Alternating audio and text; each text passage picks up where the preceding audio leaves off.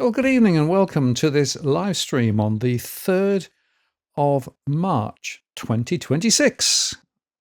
It's Martin North here from Digital Finance Analytics. Great to have you on this evening. Thanks for taking time out of your Tuesday evening.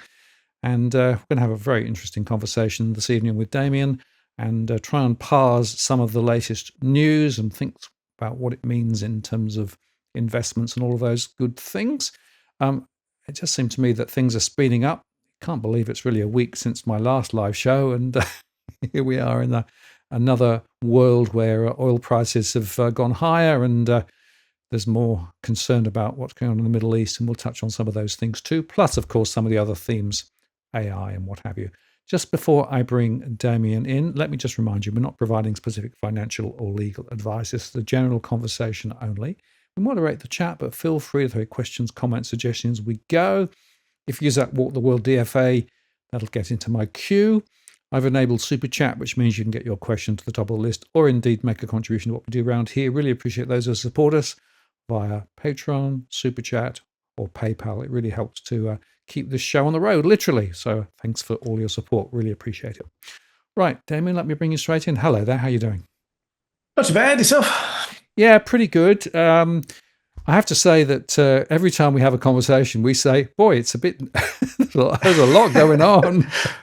So I mean, as you well know, I do my own podcast. And so I've got 4 weeks worth of slides. I've got a lot of, and I write, probably another once or twice a week at least. And so I generally, before I come on, Martin, I like to sort of go through and go, okay, what's happened over the last month since we last spoke? And I go through, and I feel like towards the start of this year and maybe late last year, I was starting to just go, you know what? That was 3 weeks. So that was 3 weeks ago. That's no longer important. And now I feel like I'm going, that was 2 weeks ago. It doesn't matter anymore. It's like, if it hasn't happened in the last week, it's like ancient history. And so, I'm feeling that with you. It's moving quickly. And, I think some of the topics we want to talk about today, whether it's the war stuff we've got coming out or just all the stuff that's going on with AI and the different software stocks, it all feels like it's moving incredibly quickly.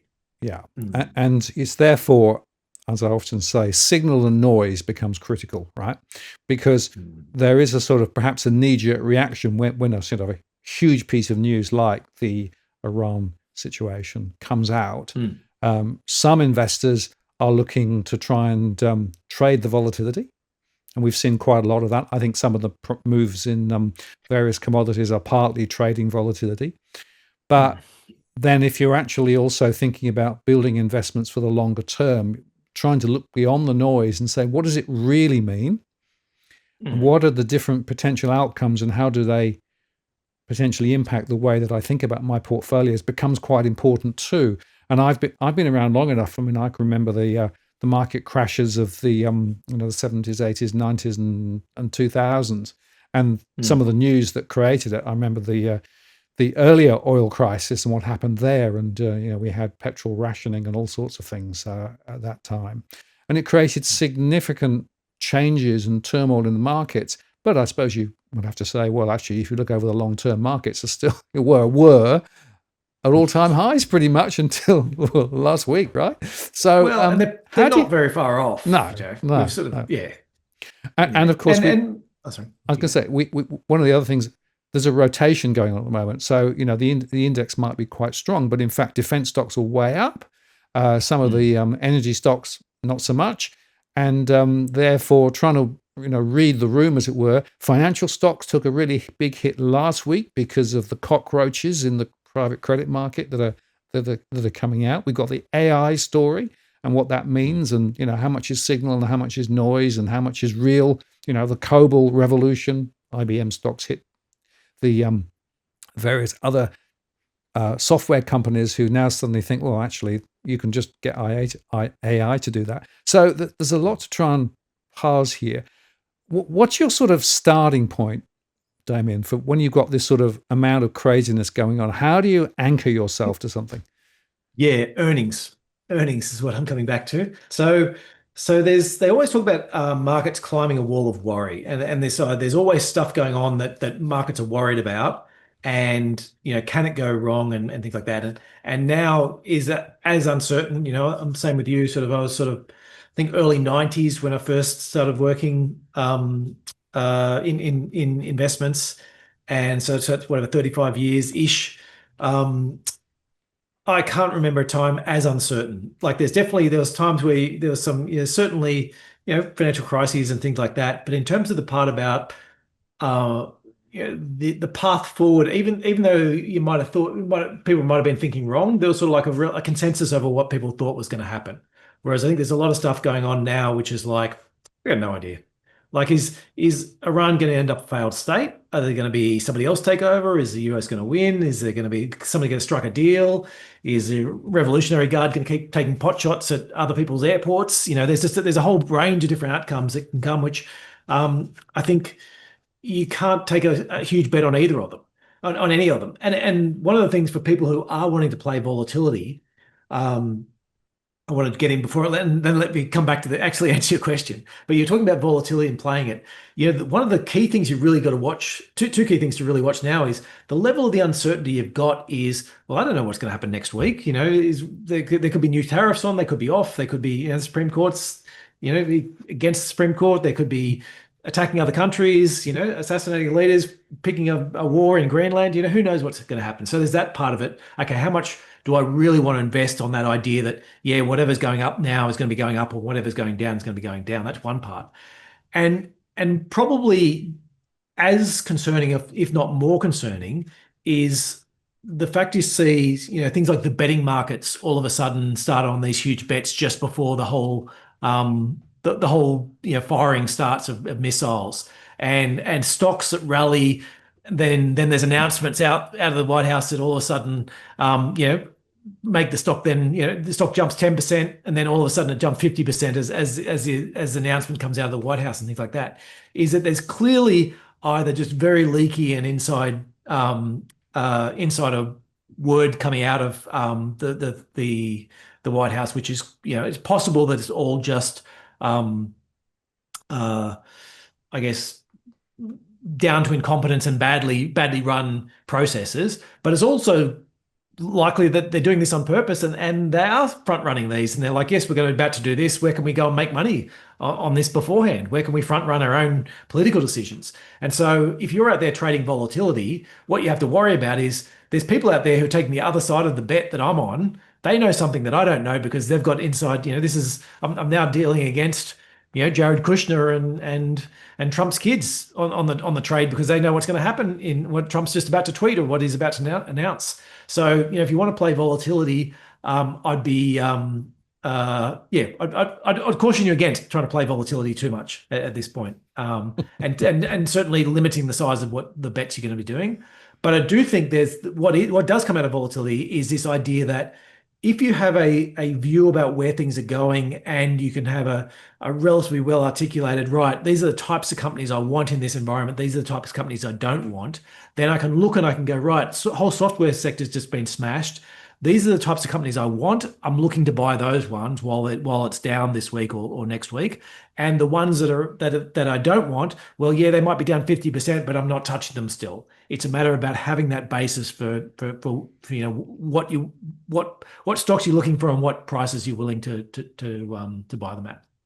Yeah, so and a long way of getting around to what and then we'll bring up this chart. Yeah, just one little observation. I think this idea of some people front running the crypto story is a really good example of that, right? There are a lot of people in the US government who made a lot of money creating their own coins, for example, as well as actually positioning ahead of those announcements from last year. And, crypto had a big run up and it's now come significantly back. Funnily enough, quite a few of them have made a lot of money in that process. Now, that's a good example of what happens when, in fact, the insiders are actually trading. Yes, exactly. And the rules around those insider trading and making profits have just basically been, that was one of the first thing they did was fired all the inspectors general. And so at the time, there was a little bit of an upcry over that, and there's obviously there's no more gone. But that's the first thing you want to do if you want to break the rules is get rid of the umpires, because that will Much easier to break the rules either the umpires aren't there or you've installed your own umpires who report to you. Yeah. So yes, but let's And come back to this the basis yes. why I'm still got a reasonable amount of equities.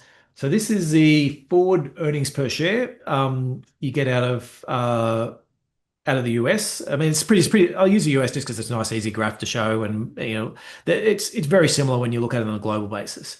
Now, for anyone who hasn't seen this before, I come back to it all the time. That the blue lines is each year. So this sort of third blue line from the top, that's your 2024 years. So expected these numbers, and over time it sort of went across and eventually ended up down.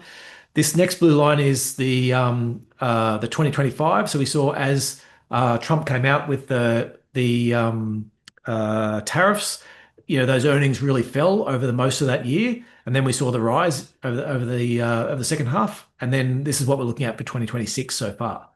Now the red line is the average, the 12-month forward average. So basically every day that goes past, you get one more day of 2027 and one less day of 2026 at the moment. And so that's the real key to me is when that red line is rising, the market is almost always on the way up. When the red line is falling, it's almost always on the way down. And if you look back at this, this is a 20-year history I've got here, and there's, plenty of other series you can put within this. But on this 20-year period, there is not too many periods you can look at where the increase in the speed of that red line going up is as fast as what it is today.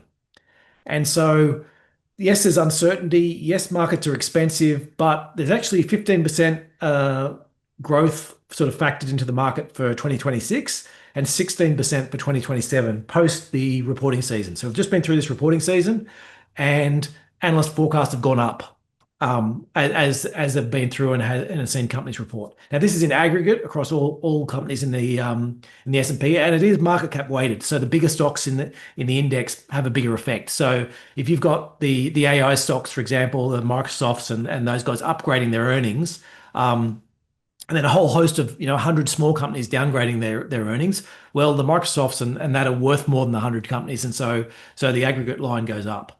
And so that's the part I'm sort of coming back to in terms of saying, where the rubber hits the road on this is the big concern we have with most of the AI side is, will we end up, and we'll talk more, I'm sure, about this Centrini piece that came out.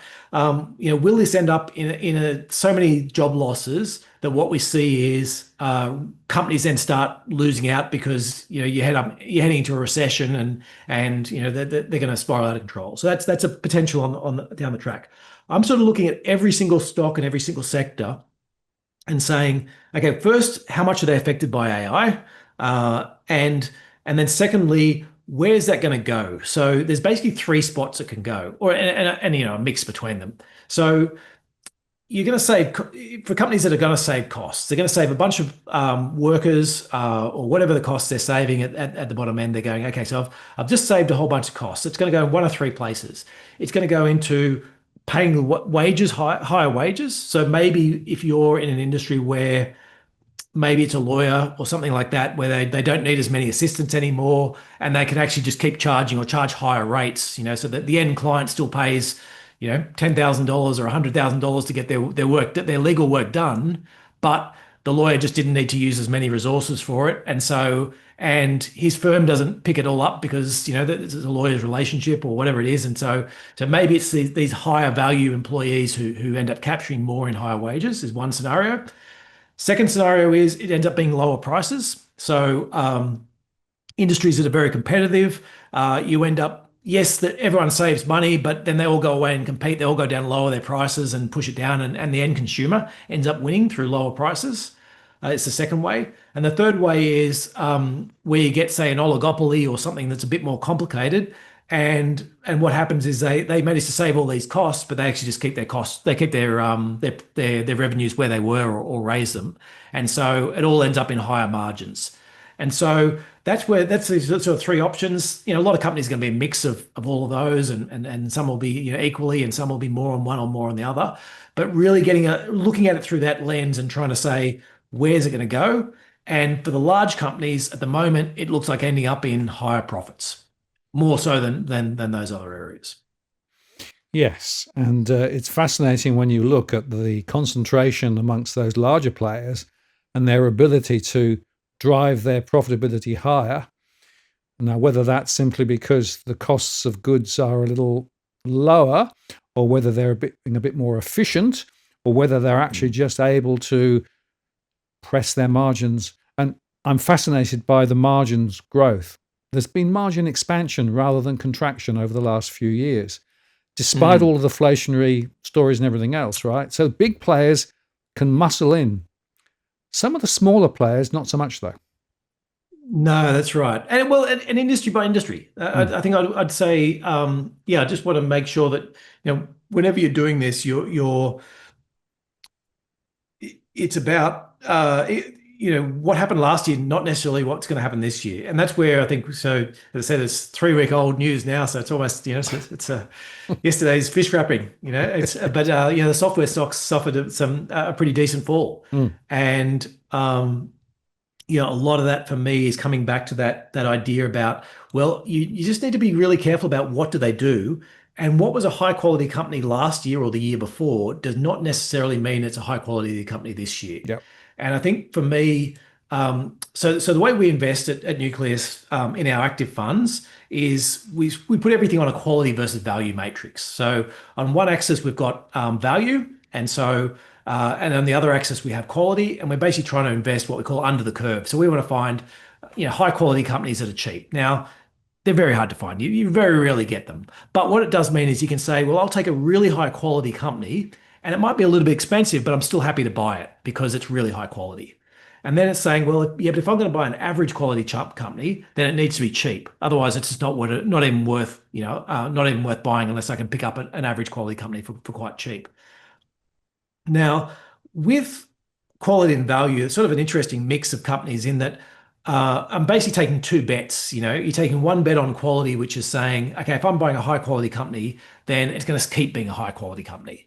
And then if you're buying it on the value side as well, if I'm buying a company that's say average price, I'm betting that it'll go up. It'll actually become a bit more expensive because it's such good quality. Or I'm buying a company that's cheap, it's going to become less cheap. So I'm sort of betting on things changing. So it's sort of like a mixture between betting on things changing and things staying the same. So the long story behind that is where things go really wrong in when you have this framework is where you buy a company that you thought was high quality, say a Kodak. You go through this Kodak moment where you buy a stock where you're like, yeah, these guys great. They produce film. Everyone always needs film and all that type of stuff. And then 5 years later, the digital photography is really taken off and nobody uses it anymore. And what was once a high quality company is now really struggling. And so that's where you go from saying, oh, I'm buying this company that's, I'm buying it and I'm buying it and paying more than what I should buy for it. I'm buying an expensive company and I'm paying up because it is really high quality and I'm betting on that they're going to keep going that growth. And so you get a double whammy effect because it goes from being, yes, it's a bit more expensive than the market because it's such high quality to now it's cheaper than the market because everyone's recognized it's low quality. And so you lose out on that. Plus you lose out on the quality part as well and the earnings fall. And so you sort of get this double whammy where you can lose a lot of money if you're not watching. And so the most important thing for me for all the companies we're covering is, are they still a high quality company? That's what we're always asking time after time after time. We bought this because we thought it was high quality. Is it still high quality? And there's a whole bunch of these software stocks that their earnings look like they're high quality, but now you sort of, it's the bit looking forward and what everyone's doing is saying, well, if you're just a wrapper around stuff, so if your real benefit is, you get to put, you've got, say you're a Salesforce or someone like that, and or a HubSpot. Some of these companies have got hit pretty hard where you're like, yeah, you've got a reasonable CRM product, but actually the real value in those was people buy it for the CRM and then they're like, well, actually you can send my mail for me and you can do my analysis for me and you can do these, you can run my website for me. And yeah, you're not the best website company. I wouldn't have bought you for that. Or you're not the best mailing company. I wouldn't have bought you for that. Or you're not the best, analytics company. I wouldn't have bought you for that. But I've already got you for the CRM. Everything's integrated. It's great. I don't have to worry about connections. I'll pay up for it. And those companies charge. Once you sort of go, you bought their initial product for a reasonable price, and then you're like, yeah, I just want that upgrade. They're like, oh, fantastic. Let me really get you on that. And so really their benefit is, one good product and then a wrapper around all these sort of average quality products. they're the ones that are now have got a problem with their business model because the linking between sites has become a lot easier. What AIs, most sites, if you want to talk between, site A and site B, let's say it's a MailChimp and something else, and both of them have APIs that are well written and detailed and all that type of stuff like that. But they're both hundreds of pages long. I have to go to a program. I have to get them to program it. Then the company goes and changes. I've got to get them to upgrade. There's this whole process and a cost of keeping them up and running. But you know what AI is really good at doing? Reading what the rules are, reading somebody else's rules, reading up where to cross over, and that's the type of stuff AI is just very good at doing. And so that whole part about being a wrapper all of a sudden disappears and you lose that benefit. And so that's where coming back to these software stocks is going, okay, well, I know I don't want those ones, but there are other ones out there that have got genuine data and genuine information that they hold. Now, actually, they're going to benefit from AI because the more people that can run, say there's companies out there that have, we've got one in our portfolio that's got some, a lot of a lot of data about the history and medical tests and programs and FDA approvals and all that type of stuff like that. That's all proprietary data that they hold in the system. AI stuff loves it. They want a good source of data. They can't go and scrape the web and get all this information. Actually, a company like that has actually just become more valuable because now there was only a certain number of people who could analyze the work they had and had the technical capability to do it. Well, AI has actually just increased the number of people who now have the computing and programming skills to actually get in there and analyze that data. And so, so for us, it's very much about saying, if you had a commodity bit of data, so you were just very good at screen scraping government websites and public information, well, you're probably going to lose out in this. Companies like Canva, companies like Adobe, where what they did was very valuable. I don't want to say what they did it is very valuable, but in the end, people have those products because they're like, well, I want a logo and I've got this idea, or somebody's done something for me, and I just need the files that come out the other end, or I need the pictures or the videos or whatever it is that comes out the other end. I don't care if it's done with Adobe. I don't care if it's done with Canva. I don't care what it's done with. If AI can do the whole thing and it doesn't even use any programming within it, fine. I don't care. It's I'm just getting a logo done. I don't care if it hasn't been done through Canva or hasn't been done through Adobe. And so they're the companies that are in some real danger in that the product they're doing is just not you're just going to lose people because AI can just do the whole thing, the whole process for you. Mm. And so so we've just been going through every single one of these and going, let me get my list I've got a list here of some other things. So so just coming back to where is the value within it? Are you doing stuff or are you just connecting? Have you got sort of all-in-one systems, or are you, do you have stuff that's just really just commoditized? And so, so that idea that, what is a core feature and what's not, sorry, let's get rid of that one, is, where's the level of abstraction and a bunch of other things. Who's increased their barriers to entry and where have you lost barriers to entry? And so that's sort of, very much for us, part of this new, how do I think about companies? And I can't assume what was the case last year and the year before is going to be the case going forward. Yeah, very interesting. And we'll come back to the Iran situation and oil shortly, but I just wanted to sort of explore this AI axis a bit further, Damien, because as an entity here who has unique data, my surveys are running all the time. I've been running them since 2001, and what I'm finding is that I'm getting more and more interest being expressed by people who say, "Hey, I've got these AI tools. Can I run it across your data?" And so when you've actually got something that's a unique potential set of insights, the tools potentially are actually quite powerful. But I can tell you also, as somebody who's been experimenting with the AI story and the AI tools for some time, two observations. One, a lot of the AI tools will almost tell you what they want, what they think you want to know. So it's a bit of a circular argument. And by the way, if you run the same query on the same data, you might get a different result. And two, very interestingly, and this is where it comes to a broader debate about AI, is AI really bringing new insight to bear, or is it really just a smarter, faster, more powerful search? And over the last 2 or 3 weeks, there have been a number of articles coming out across that spectrum where at one end they're saying, no, this is absolutely revolutionary. And, we are seeing sparks of intelligence and 1 and 1 equals 3 that you never saw before. Or is it the other end of the spectrum, the argument, say, no, this is just really, really smart, really, really more sophisticated search, but it's not actually creating new stuff. It's just spewing stuff back. And in fact, because it's spewing stuff back more quickly now and with more hallucinations built in, actually, you're not creating more insight necessarily, you're creating more noise. I don't know where on that spectrum we actually are with the AI. I suspect that the truth is it depends, but it's fascinating to see this playing out. Absolutely. And look, we do a lot with AI within ours. We've got a lot of processes which we're running through AI systems. I would not let it anywhere near a trading button, but I think it's excellent as as an intern. Yeah. Here's my pretty close to unpaid intern.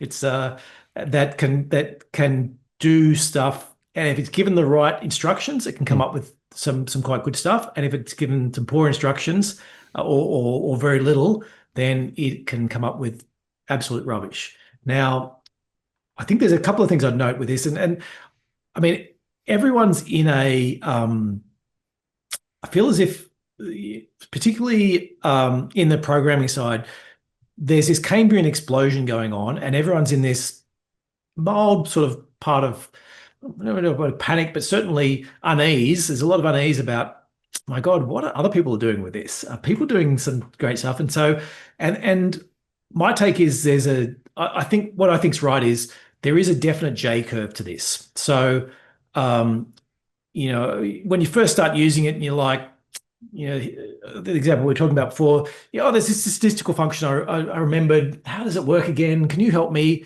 And it comes back, fires it straight back to you, and here's what it is, and here's how to use it, and here's a quick program. Here's a bit of Python you can use to slot in. You're like, fantastic. How good was that? That increased my productivity greatly. That's the start of this J curve.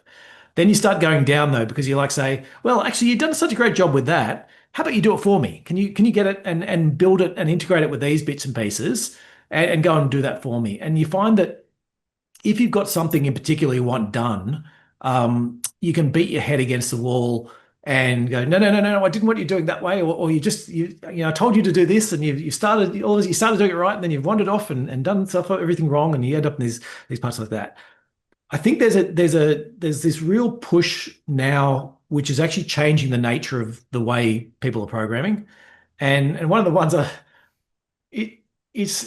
it almost sounds like a joke concept, but this idea that there's this Ralph Wiggum, it's called, which is, for anyone who's not South Park, a Simpsons fan. He's basically a bit of an idiot kid on The Simpsons, but he's stubborn. And so there's some of these programs. There's a Ralph Wiggum program which is basically based on that whole idea. Look, I've got this AI agent, and you know what it is? It is pretty stupid, but it's stubborn and persistent. And so if I can give it a problem with clearly defined inputs and clearly defined outputs, and enough guidance and where the sides are, I can just let this thing at it, and eventually it'll come up with the right answer. Yeah, it's going to have 1,000 wrong answers, but eventually it'll get there. And there's a certain element to this, which is the part, and this is where I've sort of been working on trying to work out this future of this AI and where's it headed, because if that coding works, and there's enough people out there doing it who say it works enough. I've used it a bit in processes where I think there's a certain what we've been finding is that you need an external validator. You can't sort of go, if you give it any sort of okay, you do these 20 calculations, and by the end of it, here's what the answer should be. It does 19 of the calculations, gets the wrong answer, and goes, oh well, let me just insert what I know the right answer is into the, and whereas if you've got this external, you get to the end of the 20 calculations, tell me what you got, and I'll tell you if you're right or wrong, and then go back and try again, and so you're not letting it cheat. It's much more successful. It can take a long time, can sit there and churn for 20 minutes to come up with the right answer, but it's that part where you can be surprised at the whole. if you sit there and watch it, you're like, oh man, this thing's on completely the wrong path. It's gonna, whatever it is, and you sit there and get annoyed with it, or you can just ignore it. It's on a different screen. I'm working on a completely different problem with a completely different AI, and come back and go, yeah, that's succeeded. The other part is where ChatGPT was really making some inroads, and why it was sort of the leader of the pack for a while there, was it was sort of taking larger and larger contexts and basically going, if I give you 1,000 instructions, Martin, some of those instructions are going to contradict each other. Which one do you listen to? I give it all this long list, and ChatGPT was building a model that was quite good at taking quite long context with a lot of information within it and coming up with something that was more reasonable than some of the other ones. Where Anthropic sort of jumped ahead is going, well, no, what we're actually better off doing is 100 different models, each with 10 instructions, and those 10 they know how to run those 10 instructions. And then we can get better answers if we're using all these individual agents, which is like, your job is just to do this. And then once you've done it, I'm going to have something else come in and check it and make sure you haven't made any of these mistakes. And the third system is going to come in and check the answers of the second one. And then only then am I going to say, yeah, now that's a good enough answer. I'll send it back to my process. And so it's completely different. And it's a brave new world. And I think that's where everyone's like, I'm not quite sure where this is going, but something's definitely happening, and there's enough of an outline of where it can lead that you're seeing genuine company cutbacks within this programming sector. Now, does it mean there's going to be no no software people left? No, not at all. There's going to be software people left, but it's a bit like, I thought quite a good analogy was, your accountants before the calculator. So before the calculator, there's all these accountants doing manual maths and adding it up and checking each other's work and all that type of stuff like that. Well, now I need one because he's got a calculator, or maybe maybe I needed 50. Now I needed 10 because I've got calculators. And then Excel came out, or Xero or MyOB, and now I just need one. And now it actually only needs to be a part-timer because we've improved stuff. So that type of part is, yes, I still need somebody, but they're just going to need to be they're going to be so much more productive that I'm just going to need far fewer of them. And I think the cuts you're seeing at the moment amongst most companies, from what I can tell, is all the junior people. We're just not taking more junior people on. And it's all about the stuff where it's, there's anyone who's worked in coding or bigger companies realizes, yeah, there's a handful of people that know what's going on. And then they do the core of it, and then they farm out all the boring parts to everyone else. Well, now they're farming the boring parts out to AI. And so those people have now made themselves way more valuable. There is some question about where is the next group of people, to replace them when these guys retire, and a whole bunch of other philosophical questions. But I do think there's enough in there that's saying, yes, I've seen plenty of examples where AI gives completely the wrong answer and cheats and lies and steals and does everything it shouldn't do. But there's enough out there to show that if, with the right guidelines, it can also come up with the right answers. And it's really about managing this new form of programming, which is, a lot more hands-off and a lot more managerial. Like, it's a lot more about saying, well, if I'm paying for somebody to build my house and I've got the structural designs and I've agreed on them, then I'm not out there telling the bricklayer how to lay every brick and make sure that everything's, it's basically, well, as long as it fits this criteria, I've just got to rely on the fact that I've got these things doing it. And so, and I think that's where the AI side, to get out the other side of that J curve, is just a new form of programming. And it's in flux at the moment. It's not finalized, and it's definitely not what anyone learned at university, because it's really only been around for 6 months.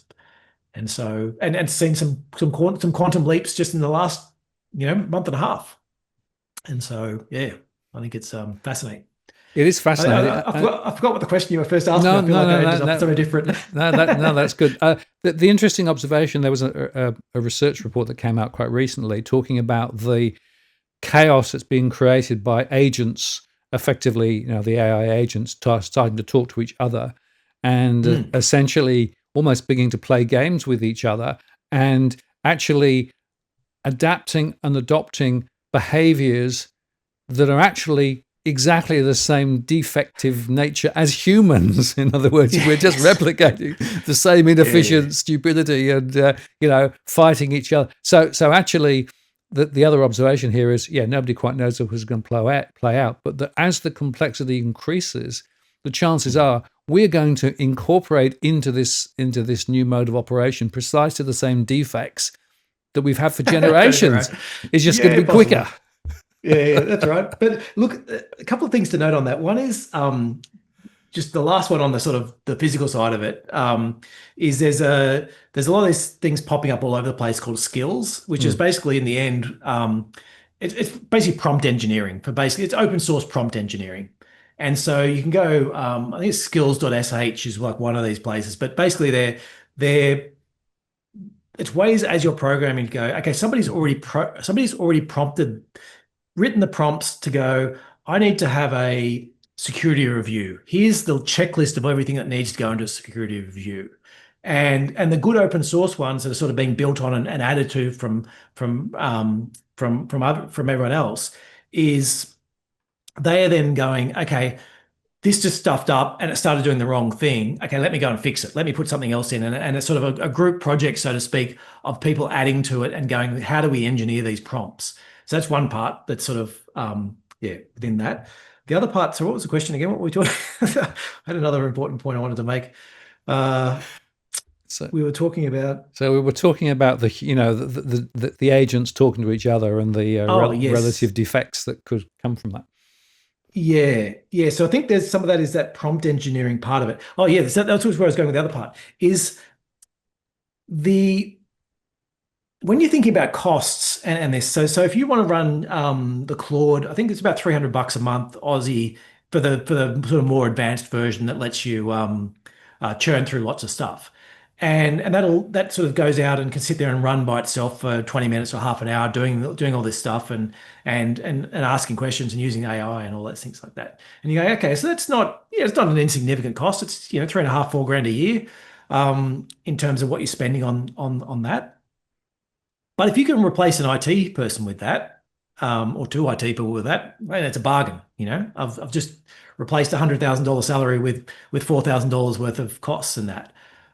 The cost that's using is not the same costs as it's building the models. So this is more the processing. And I think I spoke to you, I feel like it must have been a year or two ago, we spoke about this strawberry, about how the cost was flipping between that. So, and it's about this, the post-processing and the other things that are being done with those. And so it's actually been sort of led to a bit of a jump in the demand for CPUs. So there's a lot of demand out there for the general processing units that NVIDIA's got, and they're still definitely running hot, but also some of this other stuff that's out there. And so, as I said, it's interesting that the part where you're like, well, if you watch some of these agents and what they're doing, and you just sitting there go, oh God, this thing's it's sitting there wasting my resources, on the wrong path.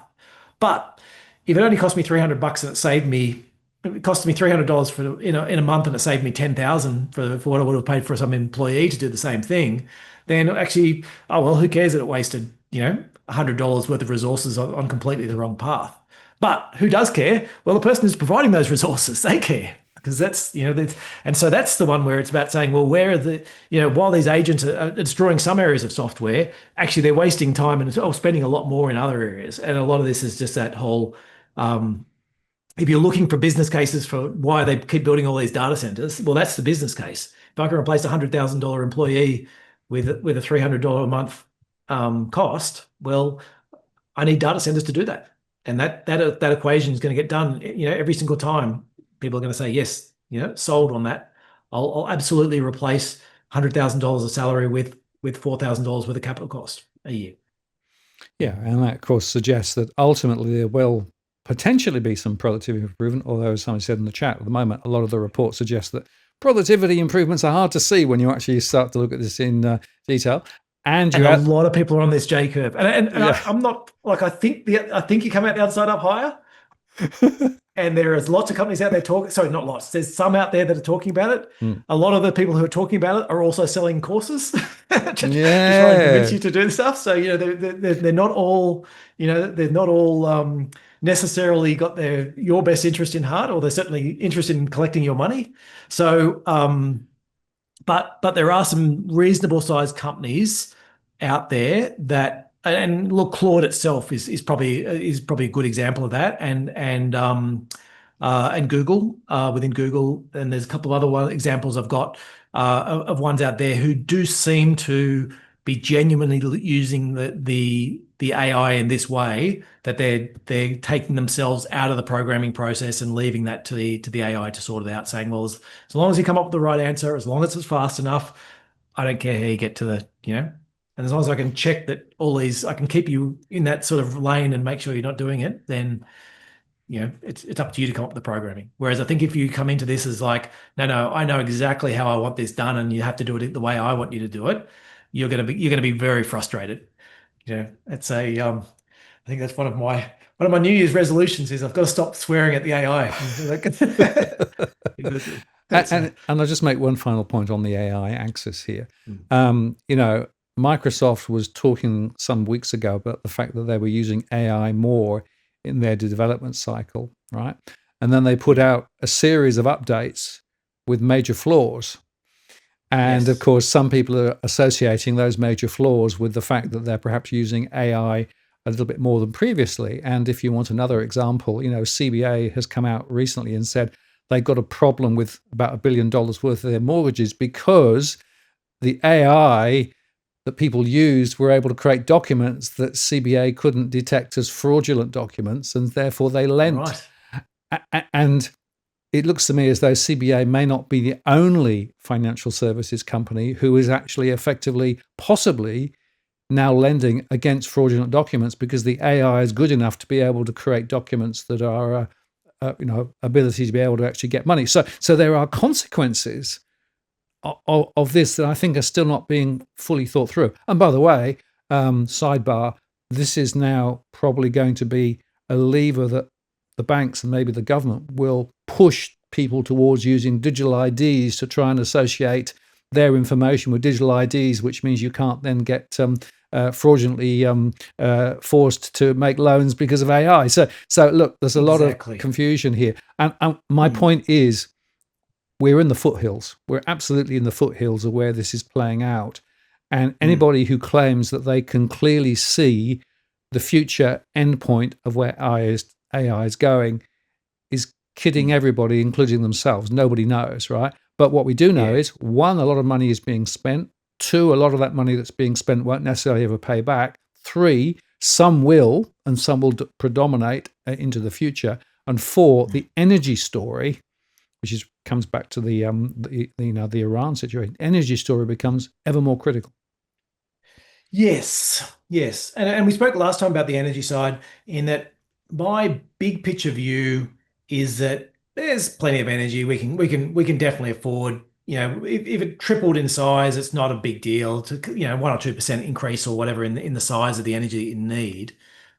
But that's a big picture view. In the short term, that's wrong, because in the short term, we need to connect all these data centers to the grid, and that's really hard to do in a fast way. And we spoke about how the grids in the US are the whatever it is, 99% of the things aren't getting connected because they have to do studies into it. By the time you've sort of done the study about you've just finished your study into what's going to happen when you connect this to the grid, is like, well, actually, there's 6 other things that have been connected, and so now I've got to redo the study and whatever it is. And so, and this is actually where China, not intentionally, I don't think, but they've got this real benefit in that, most Western developed countries, the energy grids have not been growing for some period of time. And so it's all about stability. And the whole focus is saying, don't let the lights go out. We want to make sure that everything's stable, and that, you want to add something, we need to do a 6-month study into what the difference is going to be. And you want to take stuff away and, all this stuff like that. So it's a lot of regulation around making sure that the energy grid works the way it's meant to work. In China, look, they still have those types of things, but because they've been growing the grid so quickly, it's been about, yeah, having a stable grid, but also a growing grid as fast as, because they've needed so much power. And so they're just, the regulation is set up to be very friendly to adding new things because they've had to add new things.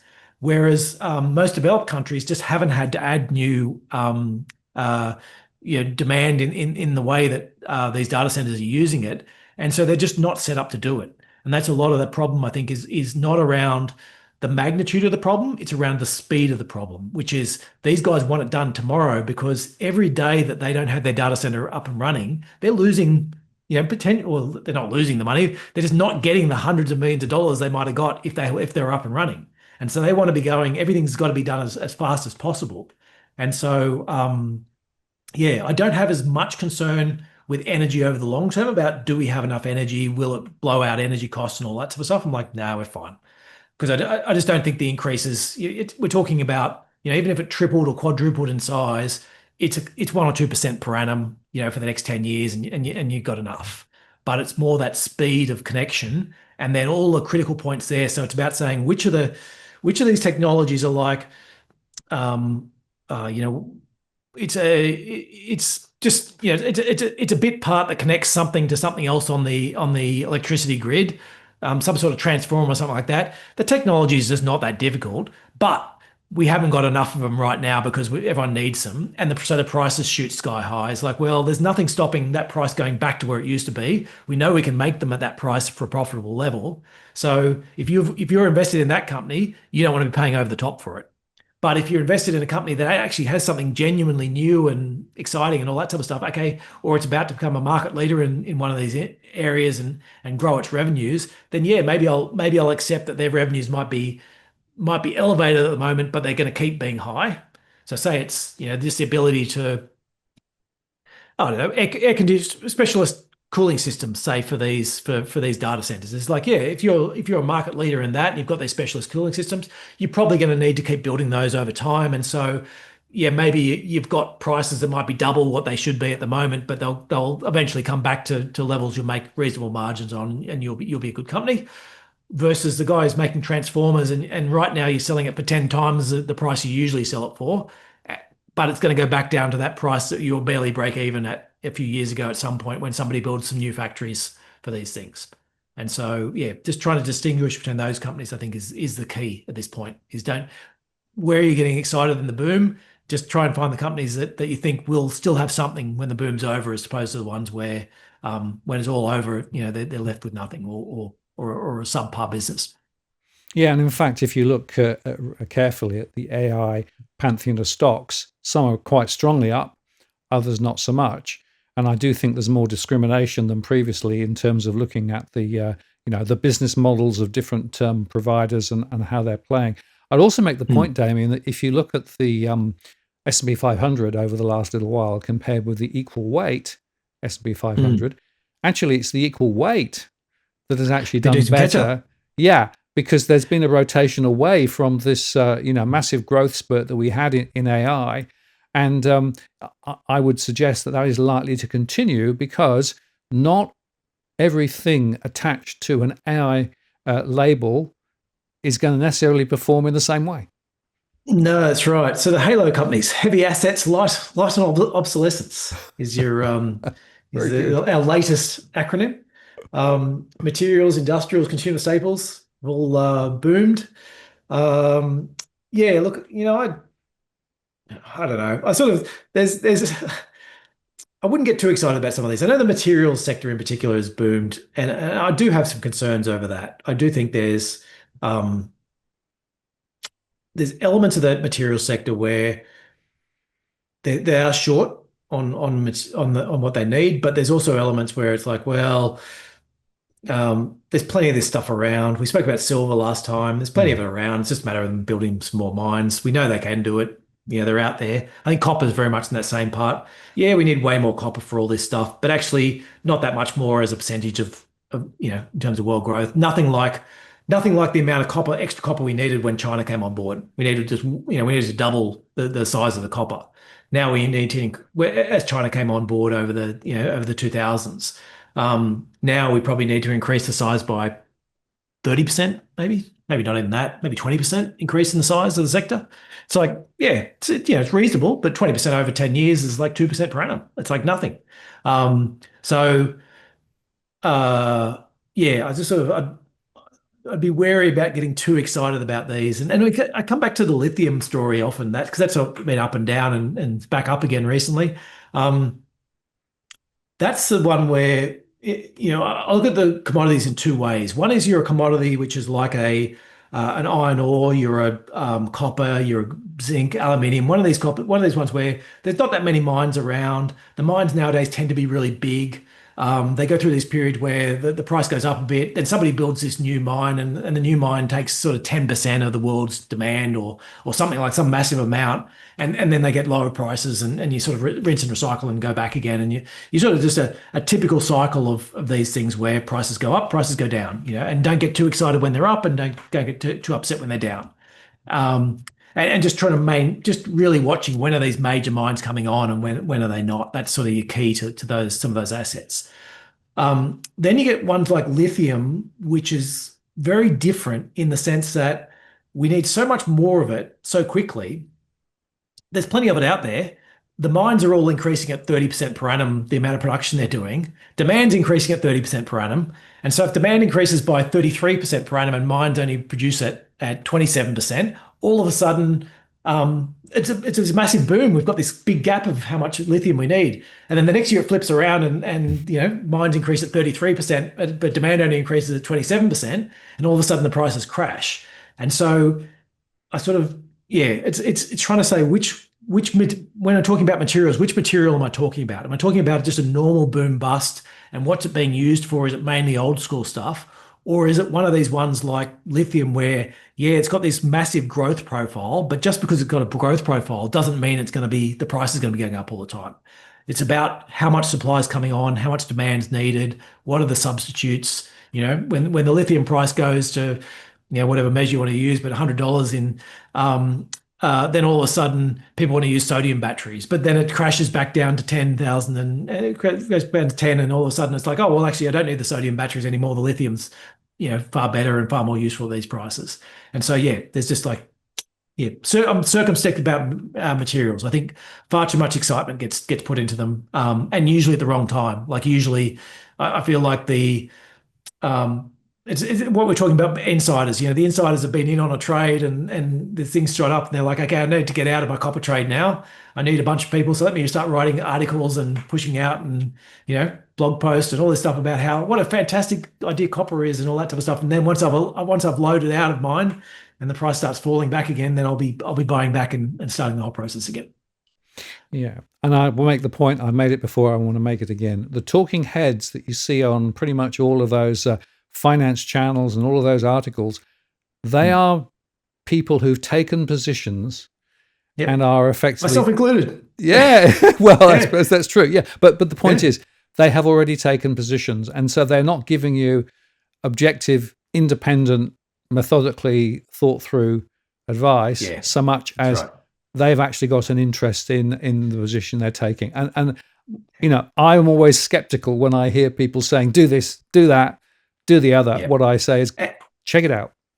Yeah. And I'll tell you this in my defense. I'll tell you what my defense is we sort of manage hundreds of millions of dollars, but we invest in the top 1,500 stocks globally and government bonds, which are trillions of dollars. Like, as much as I'd love to be able to say that I can move the Microsoft price. I can't move the Microsoft price in any meaningful sense of the word. Okay. So I'll tell you what I'm invested in, but realistically, whether you buy it or not, it's not going to make a difference to me. You're not going to move the price. I'm not going to move the price. No. The difference is when you get the big fund managers who do own 5% of the stock, or they're investing in small cap stocks and they do own, 5 or 10% of that stock. They move the price. And when they want to get out, they need somebody to take the other end of that. And that's why they're often on those shows and often talking about XYZ mining stock, fantastic. I've owned it for 10 years. I've made all this money on it. Now's your chance to own it. I've got something I want to sell. I'll be sitting on the other side of that. But that's, I think there's, be aware of what people's, who's giving you the advice. myself included. Yeah. Well, Yes. we say caveat emptor, and I think when you're thinking about investing, you've either make a decision, right? You've either got to say, okay, I'm just going to outsource that whole thing to a Nucleus Wealth or somebody to look after it for me, and I reckon they're going to do a good job. Or if you start doing it yourself, well, then you're actually taking on yourself a burden, not just at a point in time, but as we've said, things change, right? So by definition, you're going to have to keep across the various nuances that are going on across the market sectors that you're interested in to make sure that what you've got is a portfolio that's still appropriate for what's happening. And I sometimes worry, Damien, that people actually, set and forget. They sort of assume that what was true 3, 5, 7, 8, 10, 12, 20 years ago is still true today. And Yes. we know it's not. Yeah. And the most important part of that is, as I said, in certain industries, things are changing rapidly right now. This very minute, things are changing. And I don't know where they're going to end up. Um, I've got my own thoughts on some of these, but I'm not wedded to any of these thoughts. I'm like, this is where I think this industry is going. This is the companies I want to buy within that industry, and this is why I'm getting those ones. But I'm very open to the idea that I'm wrong because it's very uncertain. Things are moving really, really quickly. The software that was out even 6 months ago is just not the same software that's out today. And the methodologies and everything that's going into this is just changing so rapidly. Yeah. Yeah, it's not a set and forget over months at the moment, And we spoke about saying, I'm throwing away stuff that's 3 weeks old. I did 3 weeks ago because it's like, oh, it's just not important anymore in today's society. So yes, right. So we haven't spoken about wars and Middle No. East yet. So Well, I guess we we probably should, should I before think, because and I think yeah. one way into it. Let me Oh, and just, the RBA. yeah. Well, it's all connected, right? So this Yeah. is the Brent futures oil at the moment. You can see it's been, in fact, during the show has been live. It's been gone up again. It's now 82, and that's a bit of a bellwether in terms of the pressure on oil in particular, because of course the Straits of Hormuz are pretty much closed now. The Iranians are chucking missiles around the region. As for why Trump and Israel went now, it's not totally clear. I'm not sure what the full objectives are, and I'm not sure whether anybody fully knows. But this is something which is going to go on for a period of time. The implications clearly are uncertain. Price of gas Mm. risen significantly. Now, Michelle Bullock was talking today saying it's too soon yet to know what the implications are, but obviously there is an inflation spike risk, which is probably quite a lot Yep. stronger. The RBA was already talking about worrying about inflation. In the US, there's also a concern about inflation there too. And so these wars tend to be inflationary. This type of war potentially could well be inflation because 20% of oil and is not coming. Natural gas, of Mm. course, is also there too. In fact, natural gas prices are up very, very significantly in Europe now. Not as high Mm. as they were in Ukraine, but we'll see where that goes. Remember what happened then? That created a huge downward pressure on the European economies at that point. So, in that context, Michelle Bullock saying it's too soon to know what to do, and we may have to react, etc. Observation: quite often, when oil prices spike, interest rates have to go up because inflation goes up. Mm. There are a set of unknown unknowns here, other than a level of uncertainty. Yeah, yeah. So, okay, so let's start with the gas. I mean, the big issue there is Qatar, Australia, and US are all the three biggest exporters globally. Qatar's got to go through the Straits of Hormuz, so that's where the real pressure is. Um, so, could you end up with a similar scenario to Russia coming offline? Yeah, I think it's possible. There's certainly. Yeah, that anyway, it's probably not quite as big in terms of the flows. There was a significant amount of gas that really went to Europe via Russia, but it is coming into a world that's already strained in terms of gas supply. So that's one of the main ones. The biggest thing, as you said, is this uncertainty. I feel as markets probably haven't reacted as much as I thought they would have, Yeah. but I think that's partly this thought about, well, could there be could if this is a Venezuela situation where Trump goes in, drops some bombs, claims victory, killed the guy I wanted to kill, a new Ayatollah pops up and says a few nice things about Trump and promises one day to give him some oil, and all of a sudden, and not to, not to uh, not to do stuff in the nuclear front, and Trump gets to claim it as a huge victory and allows them back into the Iranian oil back into the world trade. Well, actually, all of a sudden we've got the shoe on completely opposite foot. Could you end up with a Syrian situation where the whole country breaks down and you've got various factions fighting against each other and lobbying? And yes, you could. Could that be one where they've all sort of there's a bit of a detente where they're all like, no, let's just not destroy oil stuff, or let's not pick fights with other countries. Let's just kill ourselves and let the ships flow through. Yep. Could they decide to lob missiles at ships going through the Straits of Hormuz and decide they're going to stay closed? Yep, that could happen as well. Like, there's just so many different outcomes from this, and so many different timeframes. It could be all over in a week and a half. Trump's got bored and moved on to his next thing. The next, or it could be on. In 18 months' time or 18 years' time, we could still be worried about things going on. So there is such a wide range of outcomes with this, none of which is knowable. And I think you just need to, even if you think you're aware of what's going on, I think you need to be positioning your portfolio to be aware that you might be wrong, and there can be other things. It wouldn't be going all in on an oil or all out on an oil bet. At this point, to me, it's a hedge risk within your portfolio you need to be taking account of, but it's you shouldn't be sort of assuming this is this is my chance to go. I'm 100% sure it's going to be all over, and so I'm going short oil, or I'm 100% sure it's going to be going on forever, and so I'm going long. I'm buying options on futures, and going all in on oil price going higher. I think there's so many different outcomes from it that can go. And as you said, this stuff does take a while to flow through. But we have a bit of a template for it in terms of what happened with energy in Europe. If it is a long and dragged out, and you're sort of losing this supply for a considerable period of time, is one part. But the other part that I would have hoped the RBA would have learnt from that is, what, Australia jacking up interest rates doesn't bring the price of oil down. It's not a lot of benefit for that, and even within Australia are saying, well, so yes, if I do this, then people will use less petrol at the pump. Is like, well, yeah, but it's not going to. They're buying less petrol because they have to pay more off their mortgage. Is like, yeah, but it's not bringing down the petrol price for everyone else. We ain't setting the petrol price in Australia. Mm.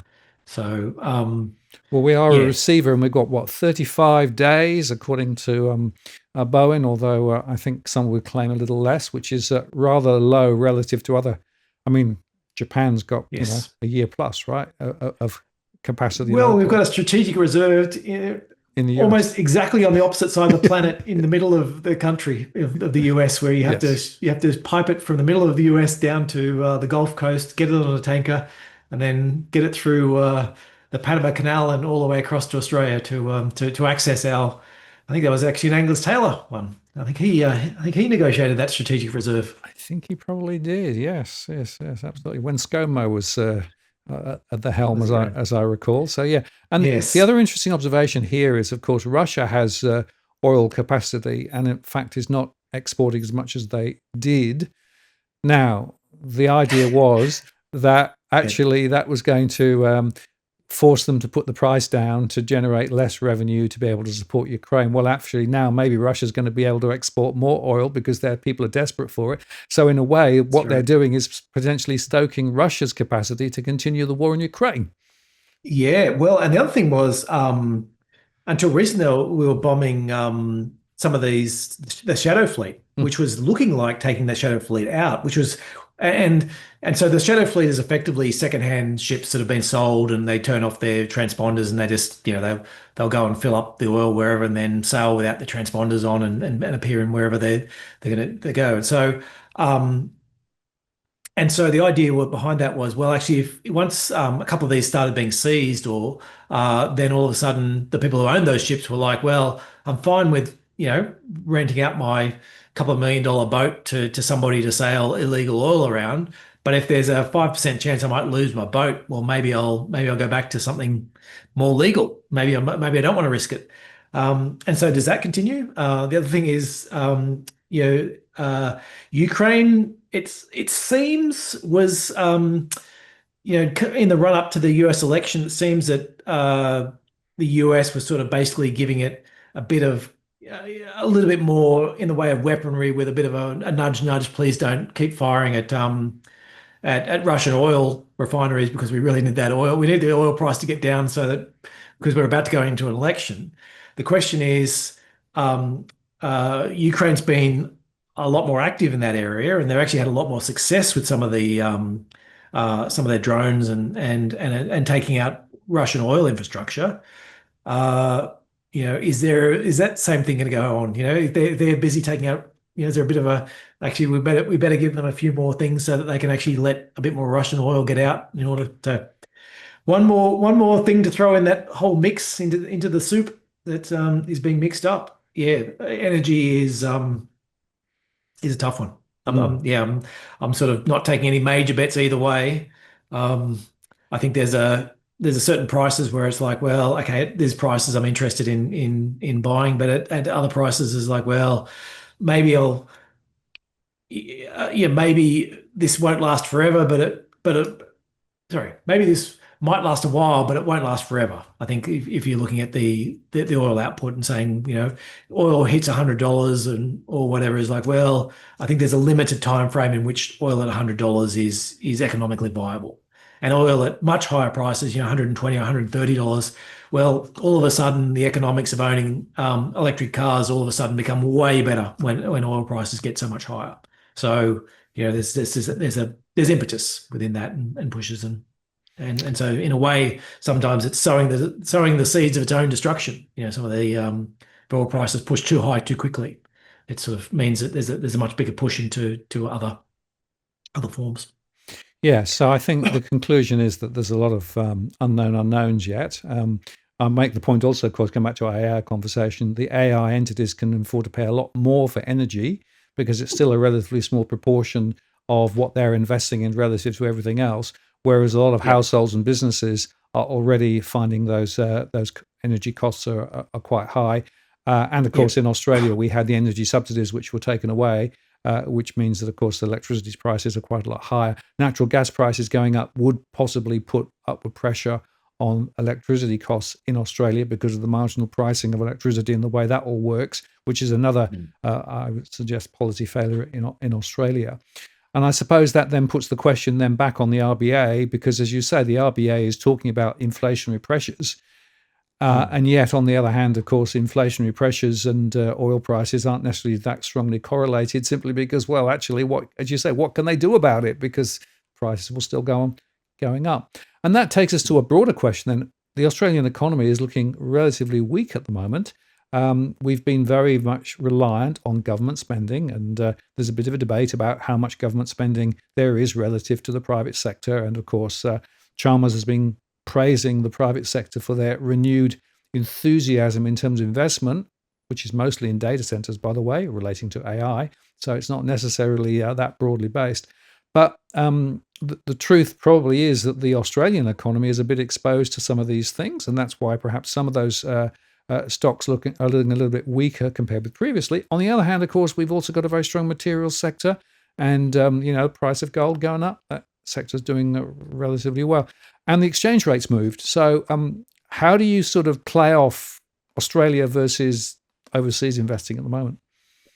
Yeah, we're loaded up we're loaded up and loading up more on international, especially given the Aussie dollar's higher. Yeah. I think I've got a chart up just showing some of these labor price indexes by sector. And so the blue line is the public sector. And so, we're seeing, what weak wage growth we do have is being driven very much by that sector, the public rather than the private. The other one I wanted to show was, this like wages aren't strong. Like this is our wages, we're talking about 3%-ish. I don't think that's what's driving inflation in Australia. I do not think wages is there's this whole idea of the cost push, and because wages are running at 3%, therefore inflation needs to run at 3% or above 3%. It's like, no. Wages, there's productivity gains out there. Like wages should be growing meaningfully above inflation. And if we look at our real wages, where like they're just going nowhere. Like the RBA projections have us going nowhere. And so like this is the part where it's so the blue line on this is where we've actually come from in terms of real wages, and the red line is what's in the RBA latest RBA projections. And so like I'm at a loss when they talk about wages. Like I'm just like, guys, we've got no real wage growth. We've got almost zero real wage growth. Sometimes it's negative, sometimes it's slightly above. Wages is not what's causing inflation. What's causing inflation is, to me, is energy costs, housing costs. And this chart was one of the ones as well on this, like that just points it out as like, so we have this line. So this is asking rents in Australia. And we've obviously from 2021, we're just on this new paradigm. So we've gone from, decades of like this, whatever you want to call it, 20-30% upward sloping line to a 45-degree line. Now, the question is, does that go back to something more normal? Because if that goes back to something more normal, then, that's really what's going to help bring back inflation and the energy costs. That's the stuff that can bring back inflation. I think bringing down wages, where you're getting to the point where you're like, just we've got rents out of control. We've got all these extra people coming in. We've got we're going to jack up interest rates, so we'll be building less houses because the developers can't get the finance to build more houses, and that's going to solve our rental solution. It's like, well, I don't know. I think they're on the wrong path, the RBA, and so not to say they're not going to keep raising rates. I think they've got by their logic. Well, first of all, it's pretty rare they've ever done a one and done. So they're probably at least one more. And then they'll wait a little while, and then even if they think they're wrong, they'll probably do one more, wait a little while, and then say things have changed, and rather than say I was wrong. But I look at their analysis, and I'm just not seeing the same thing they're seeing. I do not see wages as a problem. And they talk about we've seen a bit of a jump up in job ads, and that's giving us some more hope. And it's like, I don't know. We're not on the same page, the RBA and I.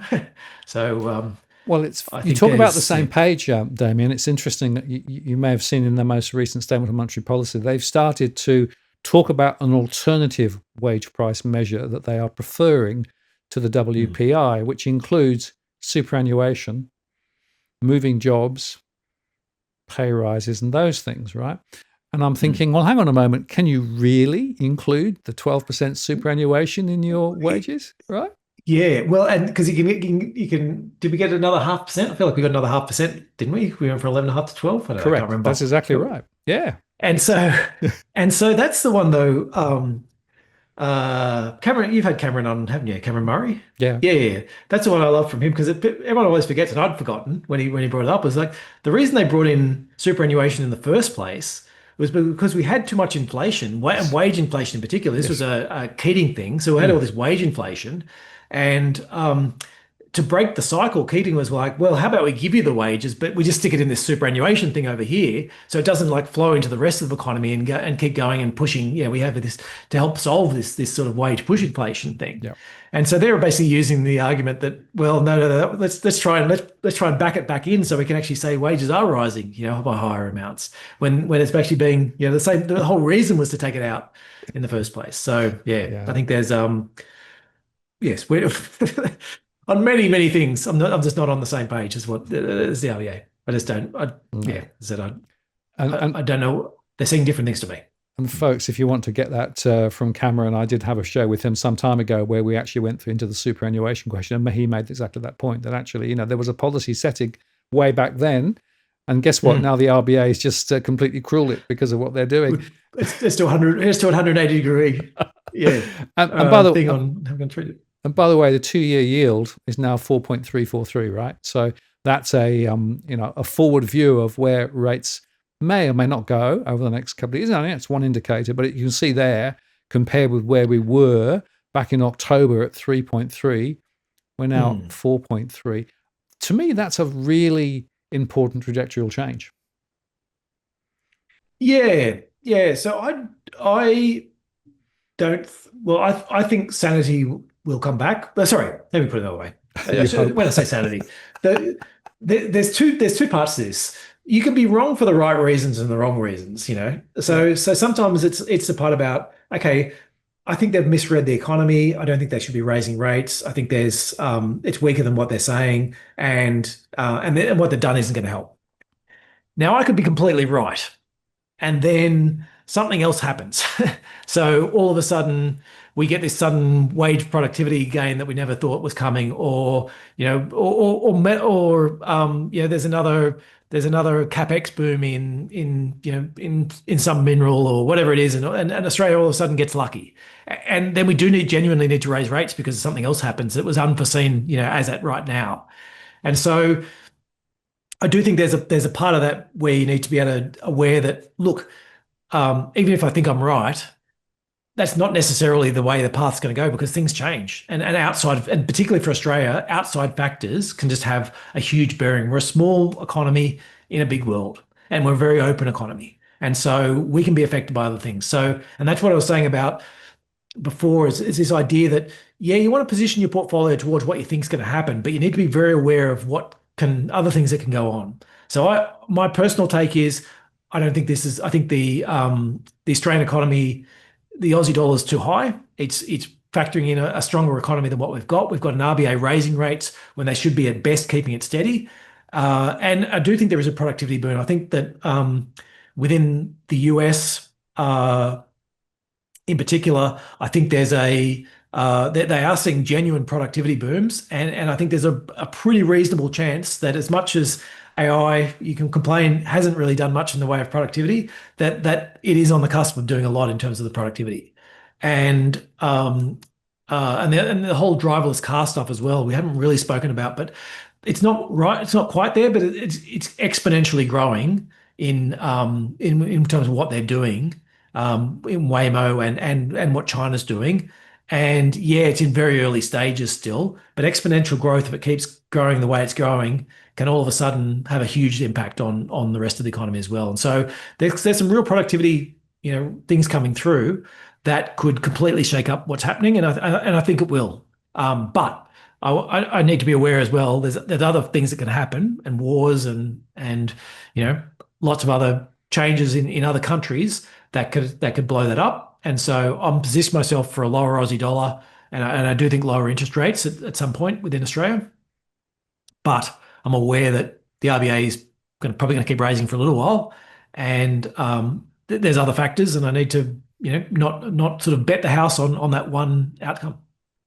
Absolutely. And I'm fascinated by this inflation debate because, of course, the argument has been, well, the government's caused it because of the big government spending. And if you look at we're $1 trillion in debt or whatever it is now, and that's creating significant impost on the budget going forward. On the other hand, the government says, well, if we hadn't done it, we would have actually had a much weaker economy. The migration question to me is one that should be actually center of mind, because migration is creating a lot of the pressures that we're seeing, both inflationary terms. So I've always argued that migration is itself inflationary, and that is something else to think about, right? And we were kicking this around there saying, well, look, what we really should do is have migration targets that are linked to unemployment and vacancy rates. Yeah. Because it's saying, yeah, as long as our vacancy rates are above whatever rate, and as long as our unemployment's, a certain level, then bring as many migrants as you want. Fine. If we've got jobs for them, and other way around. Unemployment's low enough. If you've got jobs for people and you've got places for them to live, bring as many as you like.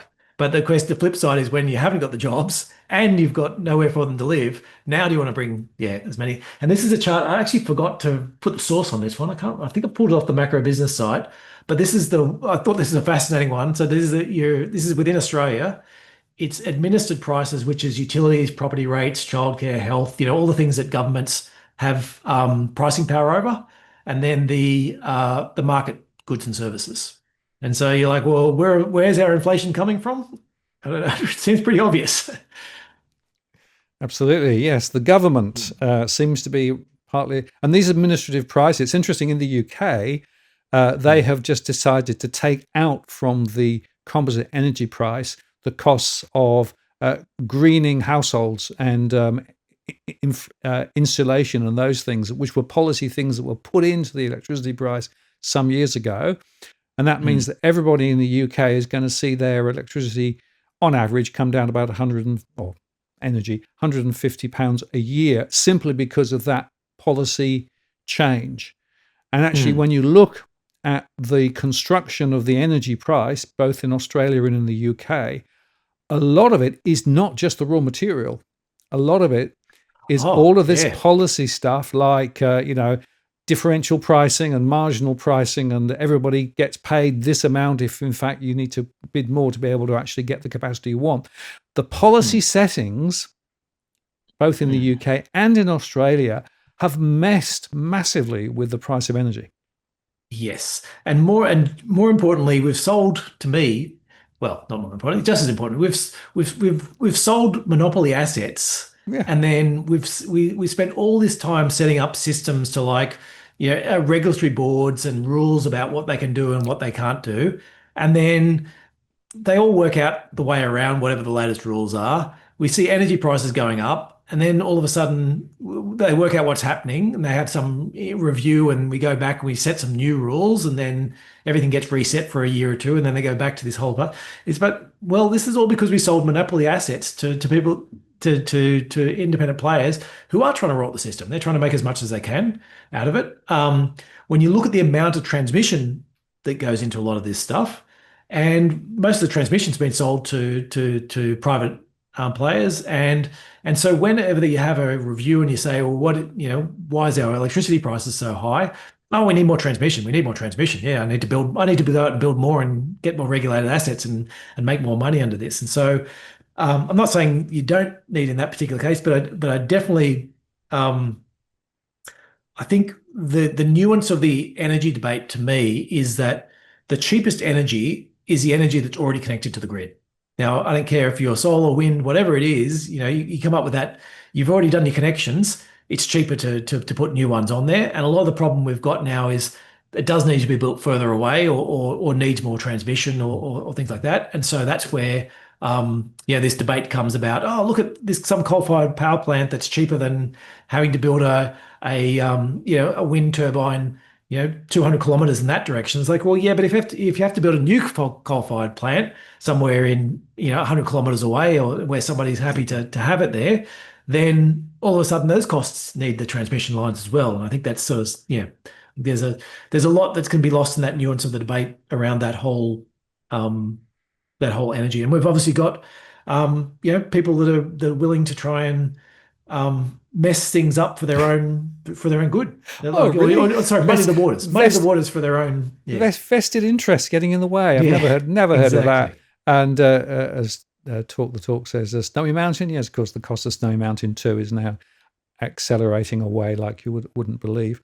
And it's interesting that there's been a little bit of debate in the chat about, well, maybe we should price everything in gold, because actually house prices necessarily in gold haven't gone up dramatically, right? Now we've had this discussion previously, right, on the relationship between gold and everything else. I don't want to rehash that conversation, but I would say that it does depend on where you think your value anchor is, right? Because if you do believe that gold is the hook on which everything else pivots, well, then your strategy will be one thing.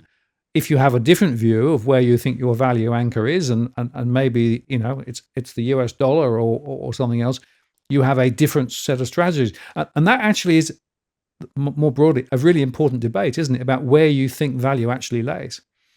Yeah, that's right. I think for me, it comes back to some sort of unit of work that you sort of go, well, if I'm, if you work an hour and you get paid whatever, and what's the, what are prices of things you can buy for that hour of work?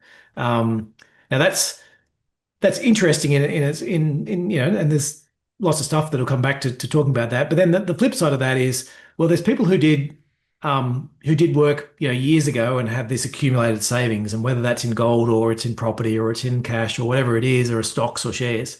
And then they've obviously got a different idea about, well, the work I did now was worth of work 20 years ago, and I've saved it, and it's now doubled and tripled, and so now I want to be able to buy more with that. And so yeah, there's that. It's a time frame debate for everyone in terms of saying, is this an hour you just did yesterday, or is this an hour that I did and I've saved it and I've compounded it and grown it and leveraged it, and now I want to collect on whatever it is I'm buying. So I'm going to steer clear of this one because I just think the gold debate. Not that I don't want to have it. We have had it before in the past, and we'll have it again. But it'll be there's another hour and a half gone. We've already been at this for an hour and a half, and I think we can absolutely easily go another hour and a half. No, spot on, absolutely. Well, I think that's probably a good place to draw the bow in this conversation. But I think I just want to leave you with this thought, Damien. I think we're going to see a lot of volatility on markets over the next little while, right?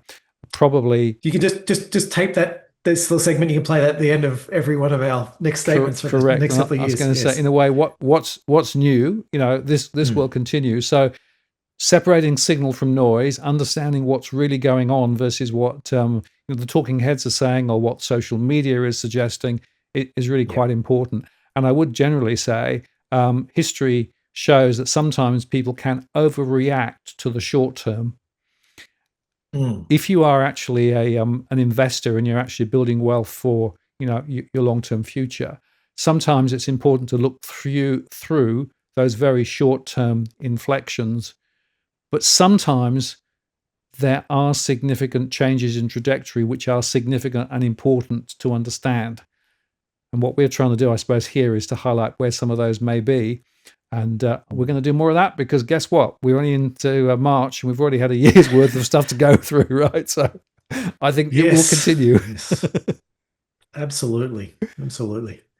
Yep, good note to friend on. And I guess the thing I'd note with all this volatility, the thing is you got to have a plan before you go into this. You can't sort of go in and go, oh my God, oil prices all of a sudden just shot up. I need to rush out and buy oil stocks. It's more about saying, okay, if this, I'm aware of the fact that Trump's been threatening Iran or whatever it is, and now we're at the point where, if this is something that's going to be long and drawn out, and we're going back into a Ukraine-Russia type scenario where we see these spiking energy prices over a course of, a couple of years, then I have a playbook of this is what my plan is to get through that, and these are the types of stock I want. If it's all over tomorrow because Trump's suddenly been interested in something else, or he's received a bribe, or whatever it is that's happened, and it's all over, and there's more. Okay, this is what I'm doing at these levels. I'm interested. I'm thinking the oil price is going to fall, but if it falls this far, I'm interested in buying. There's those types of thoughts you should have before it. Rather than sitting trying to react to the latest is like, well, what's my scenarios? What do I want to buy? What are the stocks that I really, what are the types of stocks I want to own? And at what prices do I just go, look, I don't know how far it's going to fall, but actually this is a great price to be buying it. And so I've certainly got, within our universe, there's stocks where it's like, well, I think this is great, high quality stock. I don't think it's going to be disrupted by AI. And if it halves in price tomorrow, I'm going to be concerned because, it's a stock I think shouldn't have halved, but I'm going to be out there. I'm going to be out buying it, unless I can see, something else, some sort of fire behind the smoke. But, there's opportunities being thrown out. And particularly as we saw, the whole software sector got hit. The banking financial sector, you're going to go through one by one, and different sectors are going to get hit by the theme du jour is about saying, well, okay, when that happens, these are the banks I want to be buying, or these are the software stocks, or these are the material stocks I want to be buying at that point. Absolutely. And we didn't get into private credit, which is a whole nother ball game, but that's be for another conversation. Can we just touch, I think it's worth touching just really quickly on that. Because I had the blue owl is that poster child for it, isn't it? Is that the one you wanted to talk about? Blue Owl and BlackRock's just announced that they've had 7% withdrawals from their fund, and there was a UK fund that actually fell over, and basically the credit agency there discovered that they'd actually double leveraged their assets. Yes. So there's lots of issues around this. One is it's the fact you don't know what's going on. That's the real thing with the private credit. There's stuff going on there that we just don't know how bad it is. The other thing is these funds can get locked up. So if you're invested in these, and this is part of the issue of the blue owl ones, they're probably all right. I don't know. They've been investing in data centers. I think they're probably fine. But they've had so many people taking their money out that now they've locked up and said nobody can get their money back. Now, that's only a short-term thing. They'll sell off the assets or they'll do whatever it is, and eventually people will get their money back on it. It's not like this thing's gone to nothing and they're locking it up because it's not there. But it's similar to a lot of property trust funds during the financial crisis. And the issue is for people is, well, if I need that money, I can't get it. And this is why these things should be a small part of your asset portfolio if you want them at all. Is you shouldn't have 60 or 70% of your money in there, and then all of a sudden, it's all locked up. I'm going to be getting money back, but it's going to take me 5 or 10 years to get the money back as they finally get paid back their loans. And I need it suddenly because whatever, somebody's getting married or there's an operation or whatever it is. It should be a small part of your portfolio. Is there problems in this sector? I think there probably are. I think it's going to be big at some point. If you said to me it could be 5 years away, I'd be like, yeah, sure, it could be 5 years away. It could be 5 months away. I think it's probably closer to 5 years than 5 months. But could you have enough events happen in sequentially and to see things blow up? Yeah.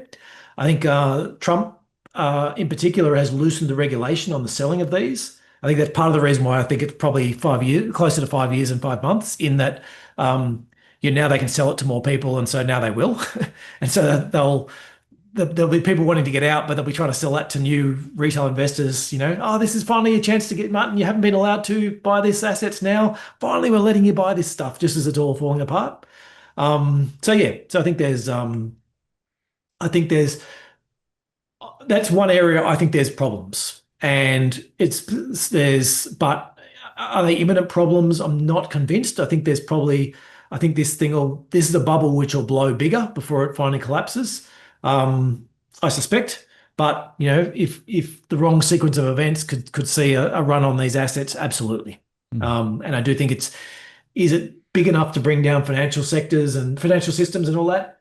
Probably not at the point. It's probably enough to make some indigestion, and cause some problems. But it's not at the sort of, whereas, pre the financial crisis, once you'd seen the level of all these debts that were behind it, if this thing comes down, it's bringing a lot down with it. Whereas I think at the moment where it's significant, if they all started falling over, it's going to cause some significant problems, but it's not. I think it'll grow bigger first before we finally see some sort of collapse in it. Yeah, and Jamie Dimon talked about the cockroaches. You don't necessarily find one, you tend to find a few, and they turn over another stone, and there'll be some more. So I would expect to see a drip, drip, drip of more news in this sector ahead. And as you say, if you are actually somebody who is wanting and needing a bit of liquidity in your portfolio, remember that you may find that some of these undisclosed private areas are very difficult to liquidate when you need to. So just be a little bit cautious in the short term. Yeah, let's talk more about the private debt next time. Actually, we just did, because I think it is an important one. I've got lots more to say, and I feel like I should, but I'm like, it'll be 10 o'clock. No. I think we've probably we've met our mandate today. Damien, thank you so much as always. Yes. Really appreciate it. I look forward to catching up with you again next month, and I'll take you off stream and close the show. See you later. Cheers. There you go. Well, I hope you found that interesting, hopefully informative, and maybe a little entertaining too. Check out the recorded shows. We put them up every day of the week. Next week, it'll be me. I'll be back on for my live show, and I'll be going through the latest with the housing and finance data and looking at my surveys and trying to look at some of the maps that we've created to show some of the differences in different parts of the country. So check that out. And I will be posting a brief summary of my latest stress data in the next few days ahead as well. So thank you very much for that. The dogs are here. Hardly moved, so that's quite good. And they'll be now taking their lunch and walk. And I will wish you the very best for your Tuesday evening. Thank you very much for watching. Take care. We look forward to seeing you on the next show. And Jason, thank you once again for your support. Really appreciate it via the Super Chat. Makes a huge difference. Take care. See you next time. This is Martin North from Digital Finance Analytics signing off. Bye.